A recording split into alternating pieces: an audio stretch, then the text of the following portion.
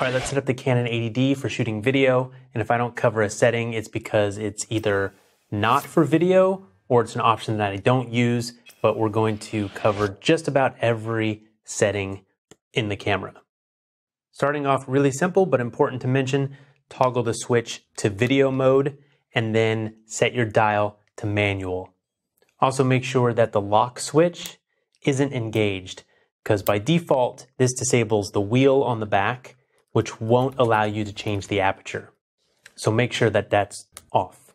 Also, this video was shot and edited to be really fast so that we can get through all of it, pause, set up your camera, and then continue. All right, let's take a look at the menus, beginning with the shoot menu. First up is image quality. This actually is no longer a video setting. It never really was a video setting. It's about shooting images. On the 60D, you could shoot an image while in video mode. On the 80D, I haven't found it. You can't shoot an image in video mode. This is too bad because it's great for testing out the highlight alert. You can do that with video as well, but don't worry about this because you can't shoot an image, and raw images have nothing to do with video, so skip it. We can go all the way down to lens aberration correction.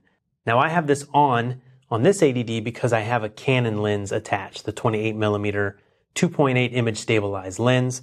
Very cool lens, and it recognizes that lens and compensates for peripheral illumination and chromatic aberration. If your lens isn't recognized, don't worry about it. Next, you have the ISO speed settings. When you click into that, the ISO speed will show what you're currently on. You'll need to change your ISO based on the lighting that you're shooting in, but down to the range for movie setting, I pretty much just set that up to the minimum and the maximum that the camera allows so that I have them all available, even if I don't plan to use them all. All right, next we have auto lighting optimizer. That is off by default when you are in manual mode, which we're in because we want full control over all of these settings. That's why we're using manual. And leaving it off is a good option because I don't really want any auto setting that affects exposure to be on while I'm filming. Auto white balance has been updated a little bit on the Canon 80D. And in general, I wouldn't use auto, but sometimes it can be nice to see what the camera is saying is a good white balance. And then you can go over to the manual K values and dial that in, or you can use your own custom profile or even one of the presets. But the camera does a decent job in most lighting situations. So if anything, I like to use it as a reference point, but I don't leave it there because it will shift over time.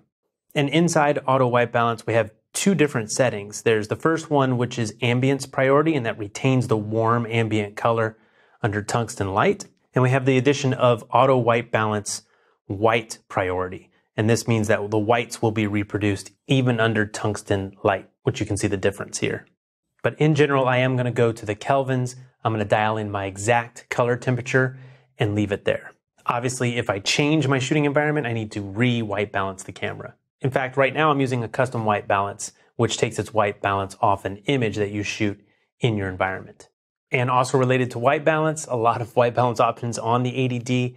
Every white balance setting has a white balance shift option. So if you have a really difficult lighting situation, maybe under fluorescent lights, in that case you'd shift away from green towards magenta or whatever color problems you're having, you can shift that in the 80D. All right, and the first option in the shoot menu, number 3, is picture style, and this can be a big one. I generally use my own setting, which I've just labeled for myself called Ray's Way, but it's just a version of a standard profile that I dial down all the settings. Check the description, not only for all the gear that I'm using, but check the description for, I'll put the little recipe in there for how I set up my own custom picture profile. But you have a lot of different picture profiles available to you on the 80D, and you can adjust all the individual parameters inside those picture styles. So that's a great option. High ISO speed NR, that's noise reduction. I left that in standard. I've been shooting on this camera for the last 30 days. I haven't seen any negative side to using it, so I'm going to use high ISO speed noise reduction in case I'm shooting in high ISO. Maybe the camera can help out a little bit with making it cleaner. And highlight tone priority, I'm leaving off. Next up, movie servo autofocus. I'm going to enable that so that I can easily switch on and off the continuous autofocus, and I'll do that right on the touch screen. And that's something you'd want to have on. Say I'm sitting in front of the camera and I'm going to be moving around, then I want the continuous autofocus, which the 80D does really well. I want it to track me, especially at a shallow depth of field. You have multiple options for autofocus. In the Flexi Zone AF, which is basically a single point, you get the most amount of options. And in this mode, you can do something really cool, which is you can control the speed and sensitivity of that continuous autofocus. When it changes between something that's out of focus and in focus, doing a focus pull, you can control the speed on that. In face tracking, you can't control the speed of it, but if you're in front of the camera, again, like I'm doing here, you're gonna wanna have it on face tracking so it follows you. So just pick the AF method that works for you. There's a ton of different options in autofocus for this camera, which is really great because it does it well. So just pick the one that's gonna work for you, whatever you're shooting. And it's gonna take a little time to work with the different autofocus modes so that you can see what is gonna work best for you. And the sensitivity option should allow you to really dial in the autofocus. When it's the most sensitive, I hear the lens shifting, making little tiny minute adjustments, even when there's no movement in the scene. So somewhere in there is going to be the right sensitivity for you. Most of the time I shot at the highest sensitivity. Again, just depends on what you're shooting.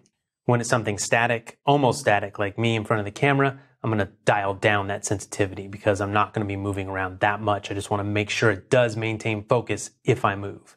Movie recording quality. Lots of options here as well, but it can get a little tricky. We have both MP4 formats and MOV available to us. You don't get all of the options available in either of the formats.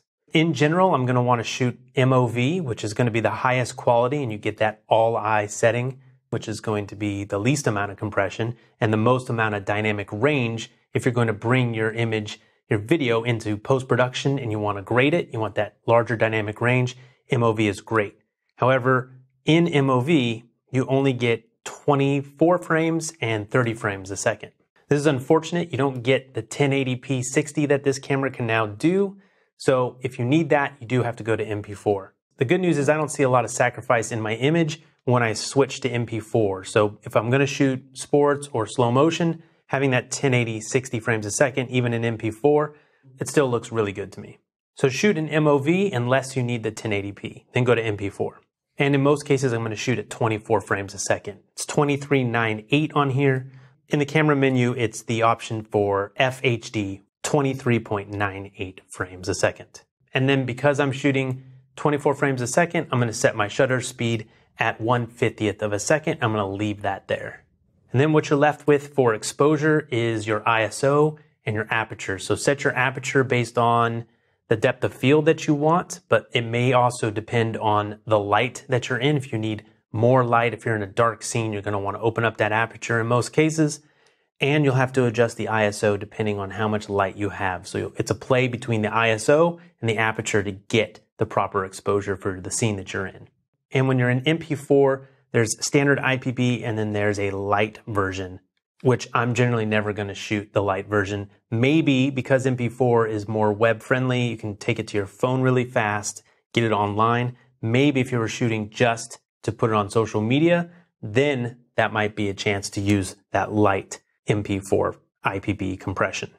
In the MOV setting, they're both full HD. The digital zoom I'm going to have disabled, but you can easily switch into this on the touch screen.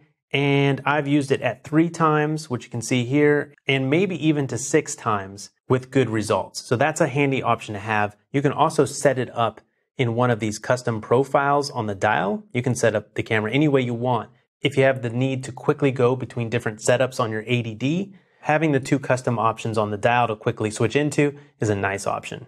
And then of course, setting up the audio, the sound recording option, I'm gonna work most of the time in manual, as I'm going to record my audio either off camera the way I'm doing it now into a recorder, or I'm going to be recording my wireless mic into the camera, allowing me to dial down the preamp and leave it there. We don't want the camera to adjust that. So auto will give you noise because it'll adjust when you're not talking, looking for a signal, and it'll raise the noise floor.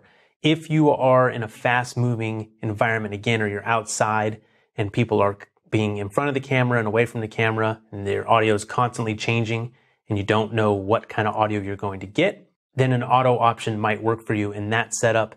It's about the only time I'm going to use auto. And with a good microphone, You won't have to run the preamp too hot. On the 80D, I'm finding that setting it at about 25%. The first quarter mark on the record level setting, I can still get clean audio from the camera in manual mode.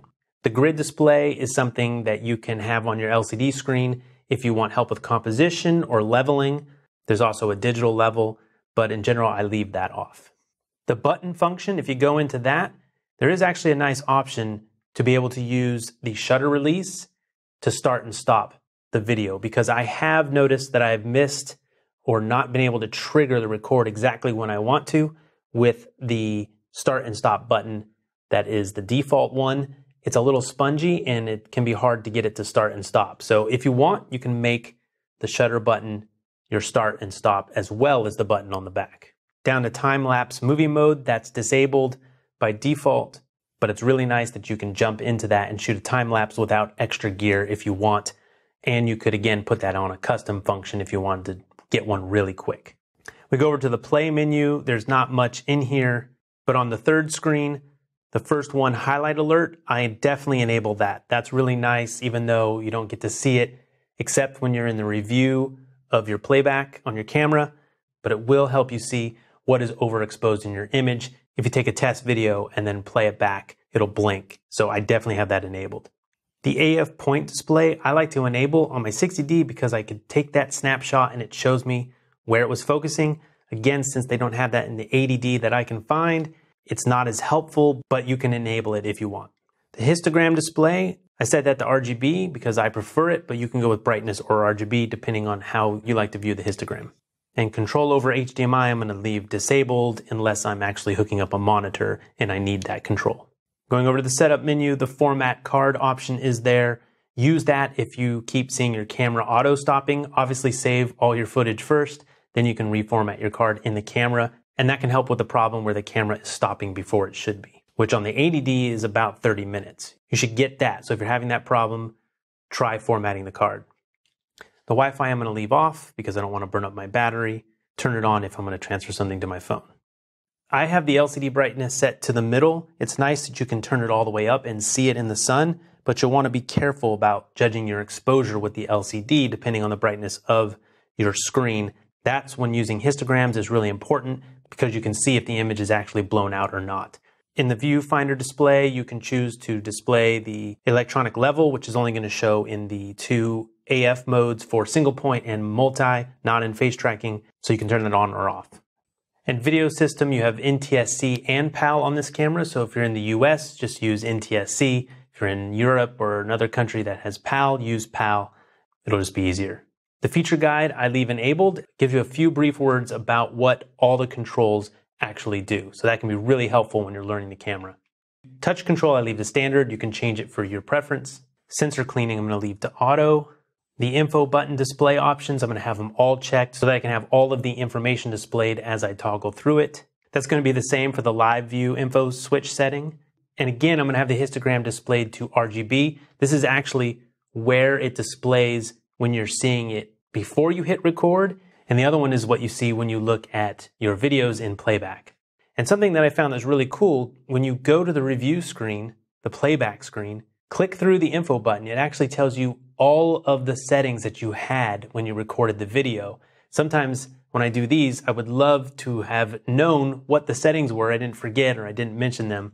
It's all there for you to see. So check that out for sure.